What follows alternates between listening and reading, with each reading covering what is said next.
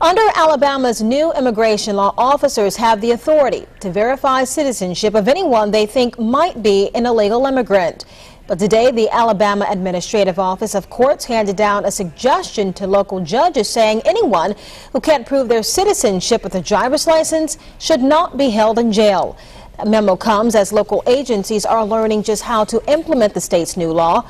Fox News reporter John Rogers has more. I've got the memo right here. According to this document, the suggestion applies to situations where a person is arrested for driving without a license. A state court suggests here that if the federal government is taking too long to determine if the person is a U.S. citizen, then that person should be released on bond.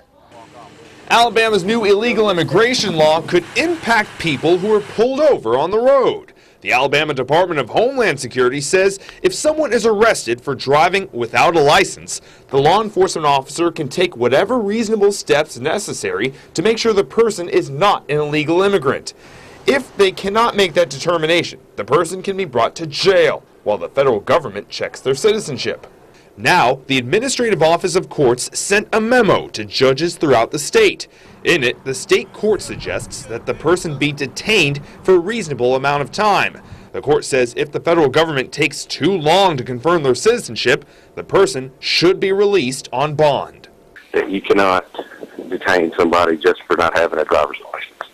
The memo says the waiting period should be within 48 hours, but a spokesman from the Alabama Department of Homeland Security says so far the federal government has been very quick in confirming citizenship, sometimes in as little as a few minutes. An official from the State Police Chiefs Association says this advice should ease fears of crowded jails. But a spokesperson for the Mobile County Sheriff's Office says local law enforcement agencies are still waiting on further instructions on how to implement this part of the new law. No one can determine anybody's if they're here legally or not except for the federal government. So that's what it all hinges on.